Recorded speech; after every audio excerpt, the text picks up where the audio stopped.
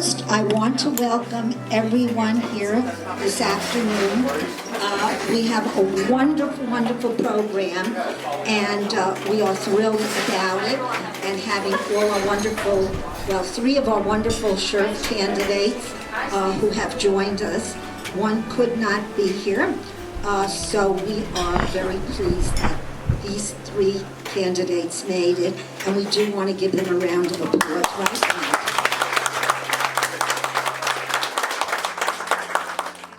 Now, I want you to know that the forum is not meant to be a debate. In no way, shape, or form is this a debate. We are a friendly group.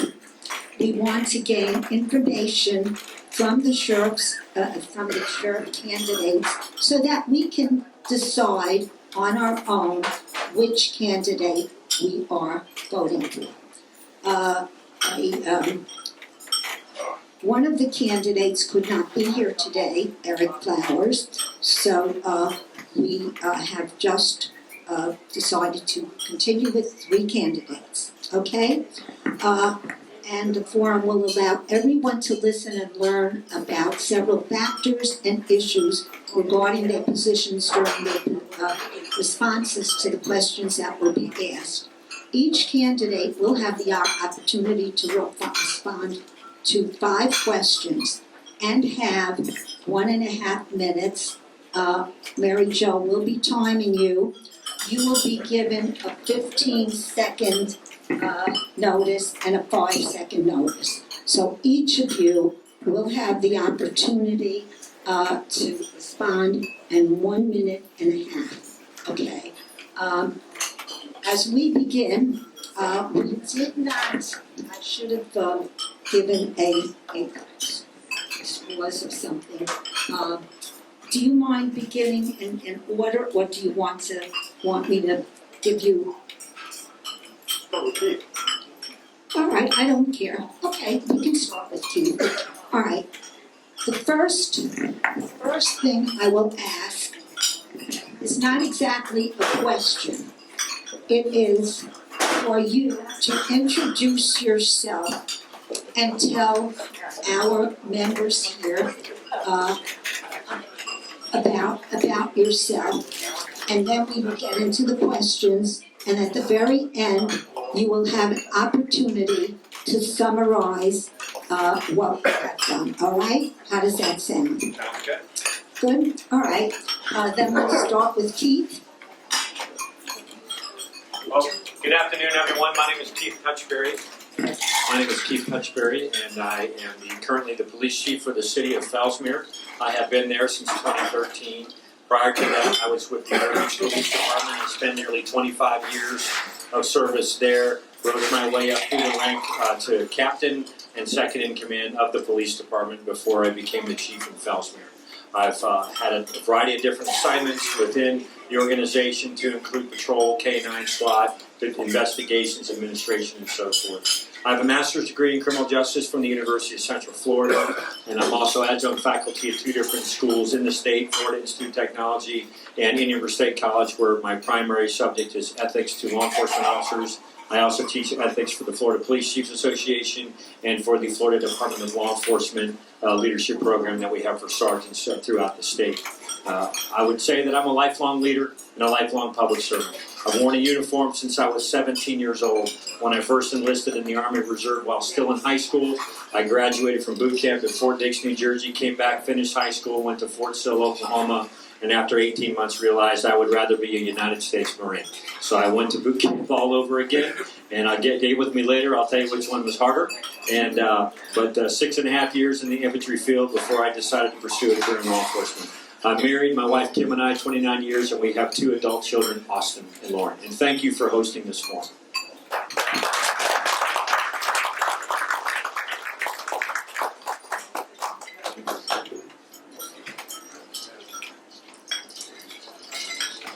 Hi, my name is Rich Rogel. I am currently the Police Chief and Public Safety Director for the town of Indian River Shores. I spent 27 years in the New Jersey State Police. I retired as a captain where I had so many leadership positions, I've forgotten most of them. The most important ones were the one where I commanded the security detail for the entire Meadowlands Sports Complex, where the Giants and the Jets played. Back then, the Nets and the hockey team that abandoned us too. They played there as well. I'm the only person in the race that's been a chief executive in 3 different departments. I ran the Springfield, New Jersey Police Department and the Dover, New Jersey Police Department. I've been down here for about 5.5 years. This is home. I have 2 master's degrees, and I'm over halfway through my doctoral studies. In fact, I got good news. I just got 2 more A's last night. So I should have my dissertation done less than a year. I am a former United States Marine and a former Army Reservist soldier. I spent 32 years of total service. My youngest son is a former Marine. He just returned from a combat tour over in Afghanistan where he was highly decorated. I'm very proud of him. As far as qualifications go, I think I can agree that the 3 of us are experienced. But we're losing a 12-year sheriff. And agree or disagree with him, it doesn't matter. He's a 12-year sheriff. And I see no reason to go backwards as far as the experience level, and that's why I entered the race. Thank you.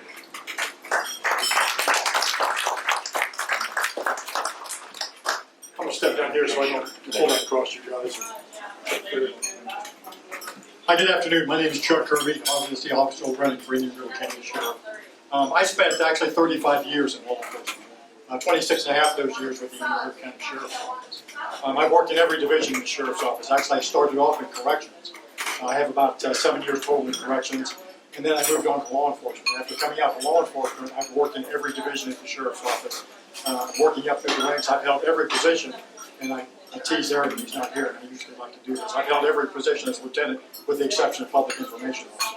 And I don't try to take that away from Eric because he's far better at it than I am, and I'm the first one to admit it. Through my career with the Sheriff's Office, I also maintained my career in the military, much like my 2 brothers up here. I started out in 1979. I joined the Army, the infantry as well, when they took the hostages in Iran. So after going through that, I stayed in the reserve, working up through the ranks. I ended up as an infantry drill sergeant. And then I also made the transition. I didn't transition to the Marine Corps like my brothers here. I transitioned to the Coast Guard, which is what brought me down to this part of Florida. Same thing, I had to go back through basic training again. Ended up at basic training at Cape May, New Jersey, which is a wonderful place. And I was stationed down here out at Station Fort Pierce, again as a boarding officer. So I've got 15 seconds left. And working through that, I picked up a commission as a chief warrant officer, and I retired after 36 years, 5 months, 8 days of military service. Thank you.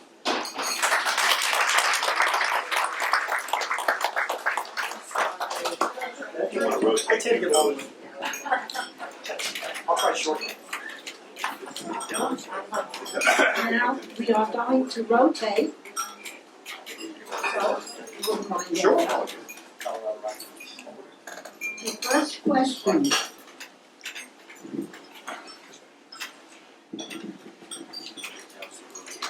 What are your past and present involvements in our community that makes you a good candidate for the office of sheriff for our county? I guess in addition to the Sheriff's Office, obviously, because I think I'm probably the most experienced member from the Sheriff's Office because I did spend 26 and a half years of my career. Through my time with that, also, I've done some volunteer work, which is done outside of my normal work. I was actually in charge of the Explorers program locally, because I had that, and I was also the chair of the Safer Board, which we disbanded about a year ago because we hadn't had any hurricanes, and now today that doesn't seem like the best idea that we've got. So. But as we're moving forward, what that intent was, the organization was to bring all the non-governmental organizations as well as the faith-based community together, because there's a lot of things that happen after a hurricane that can't be met by needs of government agencies, certainly the Sheriff's Office, Board of County Commissioners. So what we did is we put those folks together so we could try to tap some of the unmet needs throughout the community on the backside of a storm as it comes. So that's probably the 2 largest areas where I've stood, at least as the chair of the board of directors for both of those organizations. So hopefully those are things that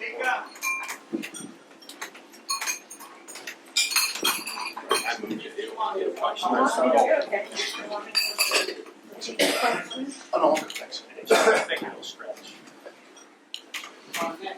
When I got here in about 5 years ago, they went out of the state for the next police chief in Indian River Shores for a reason. They were a bit of a mess in a lot of areas. When I got there, I did an assessment. One of the things that needed to be corrected is that in the previous year or years, the most they ever raised for charity was $450. It's an obligatory attempt at best, so that's one of the things that I turned to immediately. In the last 5 years, we've raised over $50,000 for various charities. Thank you. Well, we thought about starting a not-for-profit, but there's like 455 of them in this county. It's a very benevolent county. So we just decided we'll just pick the not-for-profits that we're going to support, and we'll give the money to them. It worked out great. I was recognized last year by the Association of Fundraising Professionals at an award dinner, and I was given an award for fundraising. Now, I accepted that award, but I accepted on behalf of the people that work for me, because after settling in here, they finally got it. They realized that as policemen and firemen and medics, they can't hide where they are. They have to get out and engage in the community. Just because Indian River Shores doesn't have a population that necessarily needs money doesn't mean that they can't get out and help other areas. And that's it. Thanks.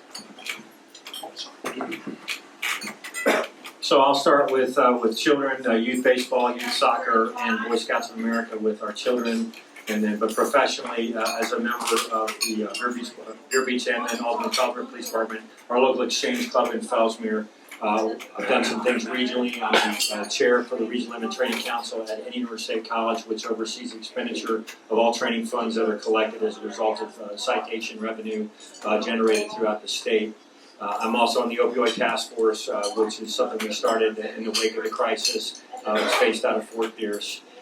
I'm a member of the Executive Roundtable of Indian River County, which is dedicated to families and improving the quality of life throughout the county and issues there. That group shepherded in the Kids at Hope model system that we now have in several of our schools in Indian River County. I'm the co-founder of the Fellsmere Action Community Team, which is a nonprofit organization dedicated to improving the quality of life for families in Fellsmere. And it's comprised of families, churches, schools, youth organization, and government. And it is basically the driving force behind how we police in Fellsmere. It is where we have, I coined the phrase, our partner institution policing concept. And that's how we police in Fellsmere. We partner with those institutions in our society to reduce crime and enhance our quality of life.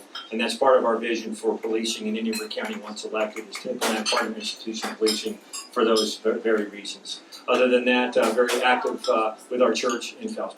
Thank you. Thank you so much. And now we have Rich Roselle to start the next answer. And the next question, what do you perceive your role will be as it pertains to our county in conjunction with the constitutional laws of our country?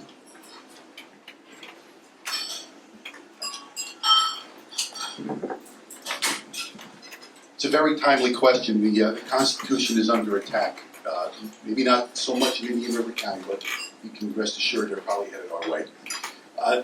The Constitution is the most sacred document that we have. The left wing has torn it up, wiped their behinds with it, and thrown it in the ash heap. And as a sheriff or as a police officer, you take the oath of office. You swear your allegiance to the Constitution, just like you do as a member of the military. So my role will be continue to uphold the Constitution. It's a very timely question. If you look on your table, there's an article here that I wrote for a police magazine.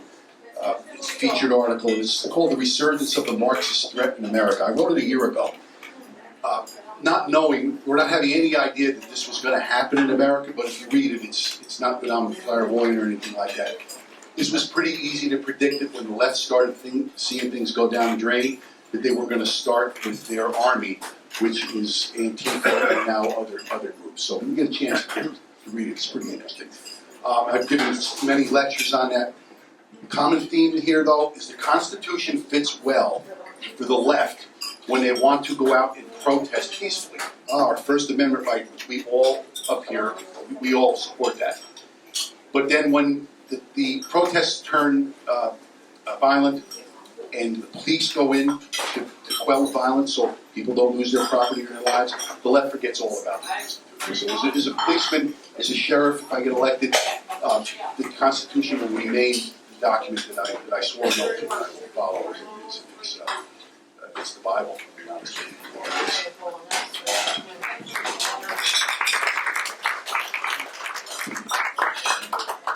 you. So as a law enforcement officer sworn to protect and support, protect, and defend the Constitution of the United States of America against all enemies, foreign and domestic. It's an oath I took when I was 17, again at age 18 in the Marine Corps, and 25 as a River Beach policeman, and again as a police chief in Fellsmere. I've taken that oath 4 times in my life, and I will take it as your next sheriff with the same vigor and the same tenacity and the same drive and energy to protect and serve our community as I did when I was 17 years old. That's really our role. But what happens is if we start to politicize public safety and we start to drive certain issues and we talk about constitutional rights and constitutional laws, as a law enforcement officer, we really can't afford to pick and choose what laws we're going to enforce and what we're not. Because as soon as we start doing that, we become as guilty as those judges who like to legislate from the bench. And that is not something that Americans like to see. So as law enforcement, we certainly have to enforce those laws, but we have to be cognizant of those gray areas where people feel that their constitutional rights are being trampled. And so we have to be fair, impartial, and consistent in the manner in which we do enforce those laws. And if the people are upset and they're objecting over the constitutionality of a practice, then we have to sit down, we have to have those conversations. But the bottom line is this: life, liberty, and pursuit of happiness, in my view, are in that order for a reason in the Constitution and the Declaration of Independence. Life over liberty, because if we do not have life, we cannot pursue liberty or those freedoms and in pursuit of happiness. So we've got to value life. Thank you.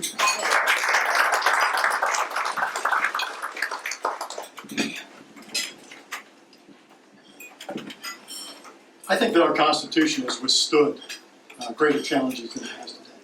If you look at we've gone through 2 world wars, we've gone through the 1960s, we've gone through a civil war right here in our own country, and our Constitution has survived every one of those. And it's because, basically, of our military and our law enforcement leaders. I think at the end of the day, as we look at these things as they pass laws, it's incumbent upon us, especially as the sheriffs, because the sheriffs have a pretty solid organization through the Florida Sheriff's Association. So there's 67 sheriffs in this state that basically have a voice back nationally as well as to our state legislature. So as they pass laws that we believe might fringe on that until it actually gets back in front of the courts and they say, okay, this is constitutional or not constitutional, and it gets challenged, those are things from a sheriff's perspective that we do have some discretion on enforcement. And we have discretion on many crimes, and I think that although and I have to agree with Keith that we have to do it the same for everybody across the board, but those areas where we can use discretion, be it things coming up today like whether or not we're required to wear masks or those things, I think those things are the things that we can do from a discretionary basis and decide maybe we're better off to educate folks than to incarcerate. Thank you.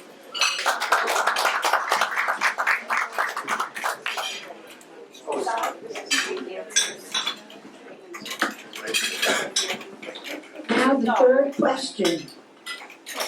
What are the top 3 priorities or needs that you will address if elected?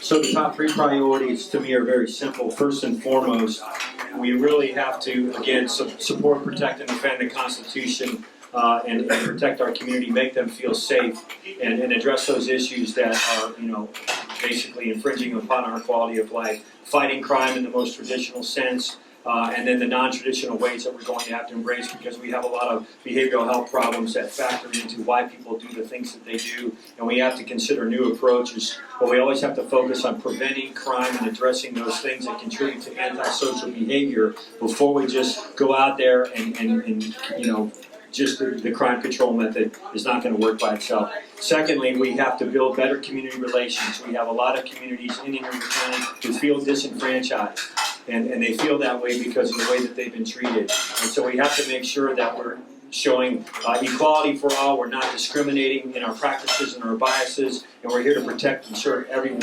regardless of who they are and where they live in the community.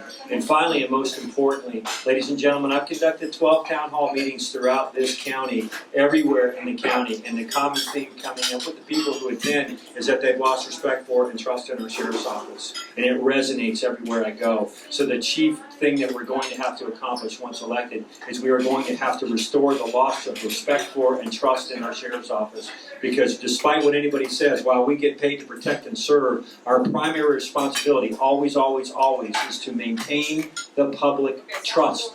And if we do not, by deeds and words and actions, do that, then we must be held accountable by the public. And that's exactly what this election is about. And I'm the candidate for change. Please consider that when you go to the polls. Thank you.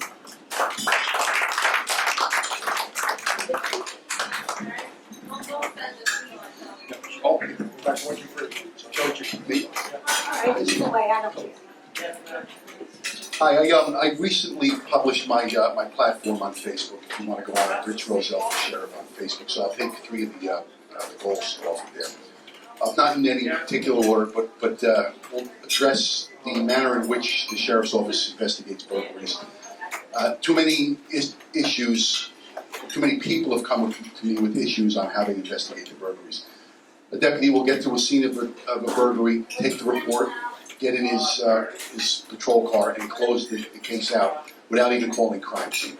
It's completely unacceptable. I understand the excuse that they're short-handed, but to be honest with you, that's not an excuse, and that needs to change. And that's one of the priorities in there.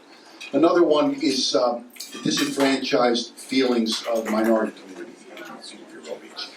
It doesn't matter what anybody's perception of it is. If they feel that they're disenfranchised, that's a perception that needs to be addressed. And I've outlined a plan that will take care of that, and it includes a greater say or more openness to the minority community on what occurs, which will also include and none of these points are going to cost the county a dime. It'll create a situation where deputies' activities will be tracked, and we'll be able to discover if there's discriminatory racial practices. And the last one, the deputies got a terrible contract last time. They're treated poorly, they're not compensated where they need to, or they're not taken seriously. One of the things I need to do is increase morale in that agency, and that'll help with the burglaries being investigated. A happy deputy would be more than happy to investigate the crimes properly.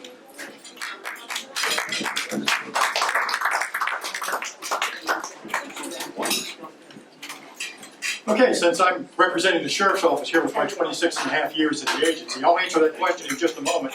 But from a show of hands in the room, who here has lost their faith in the Indian River County Sheriff's Office? There's 1, 2, 3. I take that back. How many people have lost faith in the Indian River County Sheriff's Office?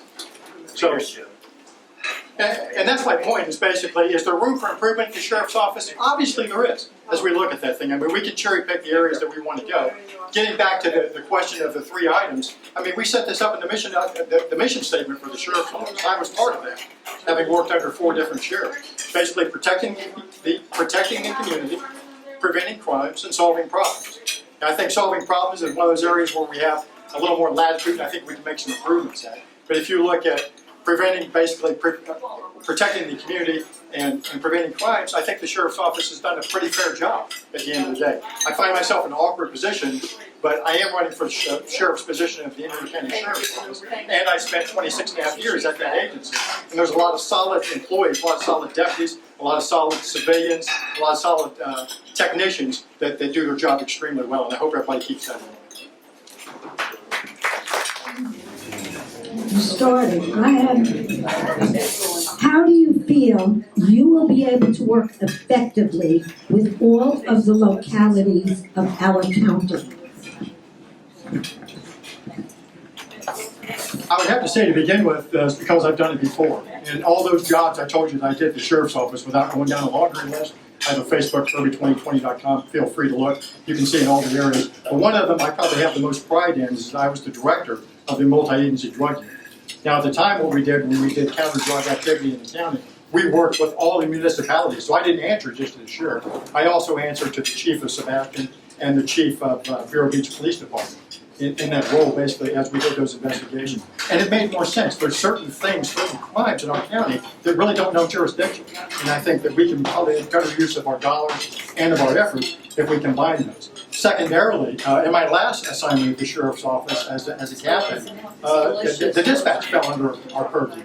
And if you look at dispatch although the city of Sebastian and the city of Vero Beach have their own dispatchers. The Indian River County Sheriff's Office dispatch, in addition to dispatching all of our deputies, we also dispatch all of the fire rescue calls that go out. And in addition to that, from a law enforcement standpoint, we also dispatch for the city of Indian River Shores and the city of Fellsmere. So in that role, I've had the ability to work with both these gentlemen, who are fine gentlemen, so I've done it in the past, so I'll leave it to them.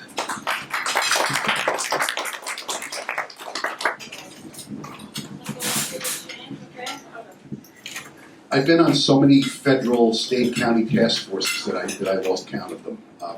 And I probably made more arrests on a task force than I did at my own job. So interagency cooperation is going to be vital for me. If you look at the way the New Jersey State Police is set up, where I spent 27 years of my life, it's set up like a giant sheriff's department. We do all the rural patrol for all the counties and townships in the state of New Jersey that don't have police departments. But every one of those towns touches another town that has a police department. So we always have to play nice in the sandbox with everyone. And that's really not what's going on here. One of the reasons why I'm running for sheriff is that 4 times, 2 years ago, we needed the sheriff's department for something small. It wasn't earth-shattering. But 4 times my officers went for help and were told, we've been told since your boss is going to run for sheriff, we're not to help you. After the 4th time, that's when I decided I was running for sheriff. Up until then, I had no intention of running for sheriff. It was just a rumor that was running around there, and I had no idea who started it. But after that 4th time, that was never going to happen to another police chief in this county again. Think about it. Indian River Shores, a little hamlet there, right, that doesn't have a crime scene unit, that doesn't have multiple units, asks for help, and you're told no. That will never happen when I win this race. Thank you. So my response is that we'll do what we've been doing in Fellsmere. When you work with the community, the gay community is comprised of a variety of different communities within. And so you have to work with every segment of the community that you can to understand what the needs and issues and concerns are so that you can come up with workable solutions to solve those problems. And that's essentially what partner institution policing is about. But you have to meet, you have to build relationships, you have to establish trust, and then you have to form plans to deal with those issues that are in those communities. What they might be upset about, Southwest Oslo might not be the same thing that folks are upset about in Winter Beach. But you don't know unless you have an open door and you're transparent and you listen, you respond, you understand what those needs are, and then you communicate those issues and those needs to other law enforcement officers so that you can work on it together. But you strategize, you plan, you make it part of your mission, because we are here to protect and serve. And we're not going to do that unless we understand what those needs are in the community. So you have to establish those relationships, form those focus groups that address those specific plans, which is what we'll do once elected. For example, body cameras. That's a focus group right there. We'll form that focus group. They will participate in the research and the development so they understand firsthand the true cost of implementing body cameras, which is going to be in the 7 figures, ladies and gentlemen. It's going to be a lot of money. And so we form those focus groups to determine those issues and needs, and then we can formulate those plans together. And that's how we'll work within all those segments of the community, which I believe was your question. Thank you. What is your future vision in the position of sheriff as it relates to everyone in this county? Your future vision.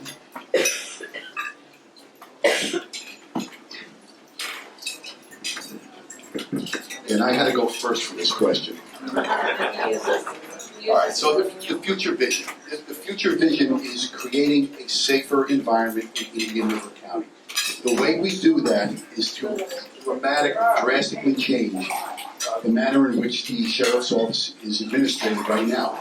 They are not in the 21st century. I've been around longer than anybody here. I'm in my 39th year as an officer, 4 different departments, been the chief executive of 3, and the Indian River County Sheriff's Office does a good job making people think that they are all about best practices, but they are not.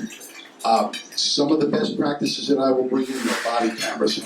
I'm the person that bought video cameras in cars into the New Jersey State Police over the objections of 2 superintendents of state police, and I got that done. Body cameras will be a fact of life in the River County Sheriff's Office, and that will open up transparency. Speaking of transparency, simple issues like paying an outside counsel to represent the sheriff's office, because the sheriff's office doesn't want to turn over public records as required by the law, that's going to change. Again, all best practices. Going back to the point that I made about the way burglaries investigated, they need a comprehensive CompStat. You can Google that, I only have like 10 seconds left. A CompStat program where they hold managers accountable for everything that the workers do. You don't need to stand with your feet on the workers' necks, you need to stand with your feet on the managers' necks to make sure that they do their jobs. And that's what my administration will do. So as I understand the question, the sheriff's powers are outlined in the Florida State Constitution, and that's what defines what a sheriff is and who they are in the county. The sheriff, just short of the state attorney, is the most powerful law enforcement officer in the county, in addition to traditional policing services, jail, civil process, and so forth. So to be a true steward of the people and fiscally conservative with the budget and so forth, we must be transparent, we must be responsible, we must be forthcoming with our intentions, we must be as cooperative and collaborative, I should say, with the community as we can, so that we can get to where we ultimately need to go together. Do you have the power to make those decisions? Absolutely. You are the chief executive law enforcement officer of the largest organization in the county, and you have tremendous responsibility and tremendous power. But that power is not to be abused. That power is to be used for the purpose of which it is intended and nothing more. And to, certainly not going to try to change the nature of the office. It's going to stay as it is, as outlined in the Constitution in the state of Florida. But if anything, it's going to be more transparent and more trustworthy than in the Touchberry administration, because I believe that we are lacking some of that right now. And other than that, I think this is our last question. Thank you again for having us. 15 seconds, I'll defer to Chuck.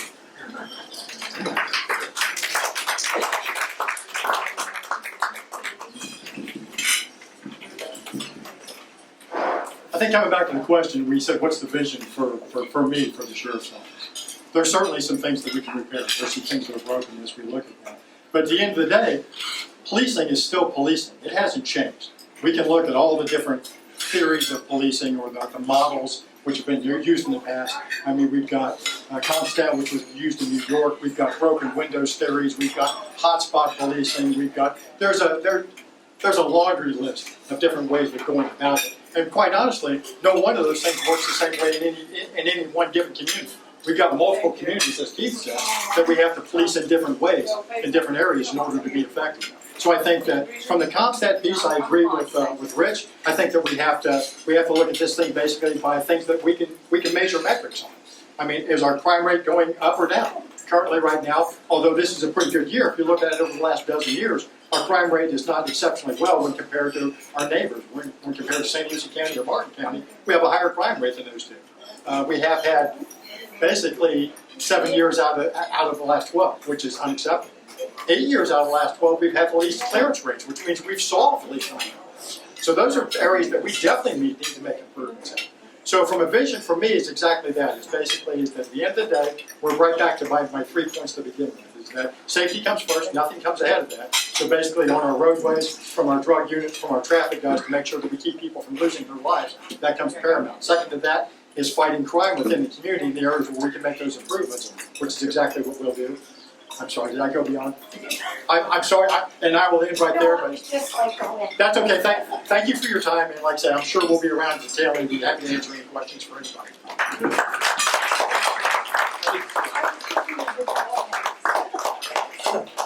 I told you I worked it. And at this time, I am going to ask each candidate to summarize their candidacy as they would like to, so they could entertain inculcating any area that they would like to with regard to their candidacy. And since we leave off with I started last time. Last time. started the last. You want Keith? Go ahead. I just want to thank you all again for inviting us to be here and truly appreciate being a part of this forum. Every election is important, without question. Every race is something that we need to pay attention to. But this, in my opinion, is the most important race going on locally right now. We're looking at molding and shaping and charting the course in the future of policing in Indian River County, coming off a 12-year administration, fixing things that were broken, capitalizing on those things that have worked, but most importantly, taking care of those people. I'm a firm believer as a leader, your people are your greatest asset, period. If it were not for those to be led, there could be no leaders. And so we've got to value them, we've got to elevate them, we've got to show them a sense of purpose and a sense of belonging, but more importantly, we have to develop their competencies so that they are the best crime fighters that we can produce to protect, serve, protect, and defend Indian River County and our way of life, period. And that's going to require leadership, that's going to require vision, that's going to require some tenacity, that's going to require some change agent in every one of the candidates. And the challenge for the voters is to determine who has what it takes to take the organization to where it needs to go. We're facing great challenges right now. Our next legislative session is going to deal with criminal justice reform, and we don't know what that's going to look like. And as sentencing guidelines changes, that could push inmates down into county jails instead of state prisons, and that's going to cost taxpayers more money once they adjust sentencing guidelines. And these are the things that we've been talking about as a member of the Legislative Committee for the Florida Police Association. So we've got to be mindful of that. We've got to be mindful of what other criminal justice reforms might come about as a result of these incidents that have occurred where we have police action deaths that have shocked and outraged many in the country. Blue Lives Matter, I appreciate that being said. We have got to turn off the narrative and we've got to focus on the truth because there is a lot of false narratives coming out from a lot of different sources that are pretty liberal based and it's threatening our way of life. And we've got to band together and stick together in that regard. Law enforcement has it tough. If anyone here is in the medical field, you know you watch a nursing or doctor show, we don't do it that way. You see it on TV. We get the brunt of that all the time in law enforcement. No, we don't shoot people to wound them. No, we don't have to reach at your rights as soon as we arrest you. But these falsehoods about our profession has made people judge us differently. And when they judge us and they have a fear and they have a bias towards law enforcement, then that's going to result in violence towards law enforcement. And we simply cannot have that. Everything we must do is based on our officer safety and maintaining the public trust. And as your next sheriff, those will be two primary focuses for me. And I've probably gone well over my time and took up theirs. So thank you all. They're done. Okay, thank you. So I can keep going then. Thank you again.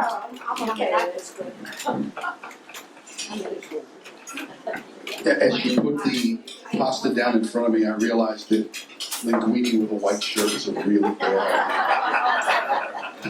Times 3. Yeah, right. So summary of my candidacy. It's no secret to anybody here that's heard me speak. I make a big deal about the fact that I'm the most experienced candidate in the race. And I try not to speak in equivocations. I try not to throw catch words out there. I try to tell it exactly like it is. The Indian River Sheriff's Office is it's in a state of disrepair as far as their leadership goes. I'm not talking about the deputies who go out and do the calls. They're doing the best they absolutely can. They're just very poorly led and they have no direction. And every time something happens, they take the blame for it. A leader like me does not need to throw leadership ethics, other words out there just to get your attention. Let me tell you about what I've done. I've commanded upwards of 300 different people. I've taken task forces down to Katrina into an environment where the city of New Orleans was completely destroyed. And I had to take over an entire ward with 150 people from New Jersey that I didn't know and another 150 that I never met down there.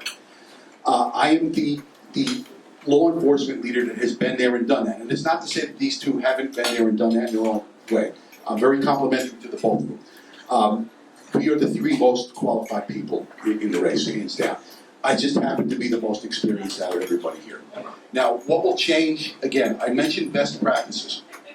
Indian River County Sheriff's Office version of a best practice is, let's do whatever we can for the person to get the vote that we need to keep the power going the way we want it. That's no way to run a police department. police department needs an outsider. I've been labeled as that outsider, and I wear that badge very proudly. I came here from the outside in Indian River Shores, and if you ever want an earful on what I did there, come see me. I am an outsider, but when you look at it, every single person in this race was born someplace else and moved down here. And everybody in this race stays down here because this is home, and it's a beautiful place. I intend on making this place a much better place, starting with the safety of everybody in this room and their families. And I'm going to do that by bringing all of the best practices, body cameras, CompStat, the ability to track racially discriminated stops, things like that. That's what I'm going to bring to the sheriff's office. Things that they never would have dreamed to do because they don't have the worldliness that I have. I haven't been around so many places and haven't run so many ships, and that's my strength. And I'll time myself down on this. Thank you.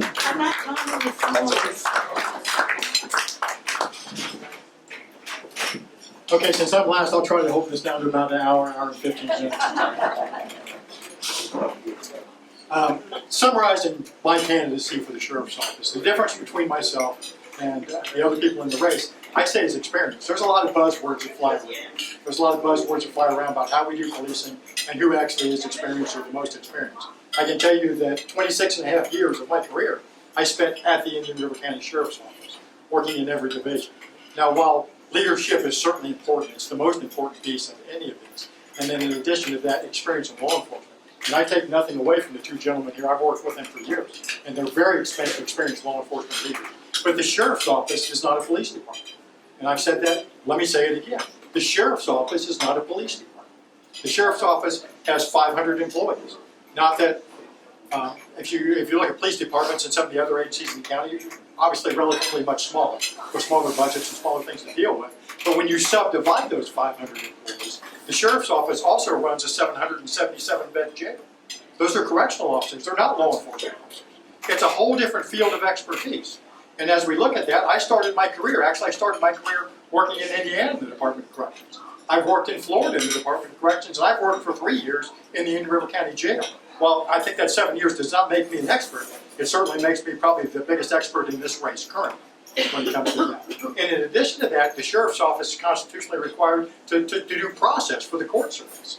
We do process for the courts, which is something that is not done by a police department. So if you look, every time we do a levy, every time we serve a warrant, every time we do all that process that comes from the sheriff's office, that, once again, is a whole different realm. I spent 2 years of my career working in the courthouse once again, as a lieutenant. I spent most of my career, I only made captain the last year. So I spent a lot of years as a lieutenant before that, about 15 years in all those different roles. So in pushing it back, I think the difference in this thing is exactly what Rich said. It's experience.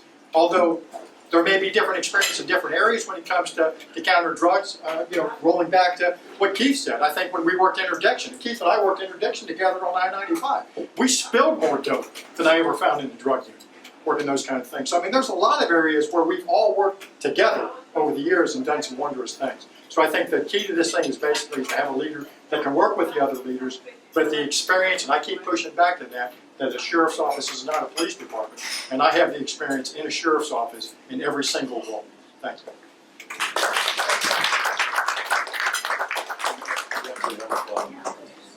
I shut that off myself. I want to thank each of the candidates. I think all of them gave excellent answers, don't you think? All of them. We are so fortunate to have such excellent candidates running for the office of sheriff in this county. I am very proud of all of them. I'm proud of everything they have been doing, and I'm sure whichever candidate is successful, he will make the office of the sheriff very effective and will make it efficient, and we will support the sheriff, and the sheriff will support us. We are very, very confident of that. So I would think that would be to our advantage. And at this time, we are not going to ask for any questions. If you have any questions, this is not a debate. This is not an open type of question and answer where we will pit one person against the other. That is not what this forum is about. If you have any personal question that you need to ask any of the candidates, I am sure that they will spend some time after our event and answer any personal questions that you may have. How many of you think they did a great job?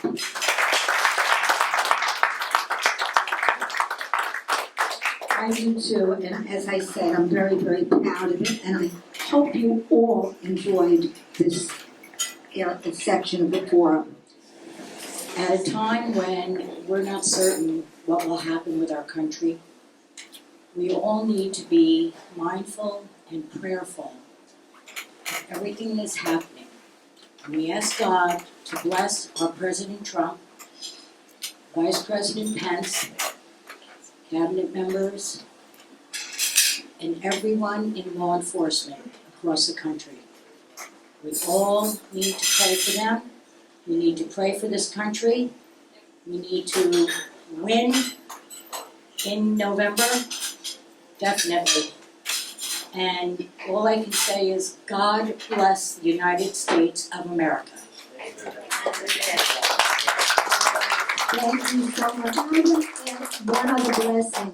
I ask that everyone here receive a special blessing because you are such special people and you have been supporting us. Every one of you, the sheriff's candidates, all those attendees, Paul, and all those who have been helping. And if you want to get involved, please let me know. We do have several committees. Ted is helping with fundraising. We have Al, he's going to help in some way, shape, or form. And we do need everyone helping us. And we thank you immensely. At this time, we will, I'm going to ask you to give out these How many need a form to join us? Okay, please give them out. If you have not already joined us, these are the membership forms. Please do join us. We need you and you need us. It is a mutual support group. And at this time, I'm going to ask if someone would kindly raise their hand to adjourn our meeting. Rich. Okay, do I hear a second? That's your husband right there. Yay, okay. All in favor? Our meeting is adjourned.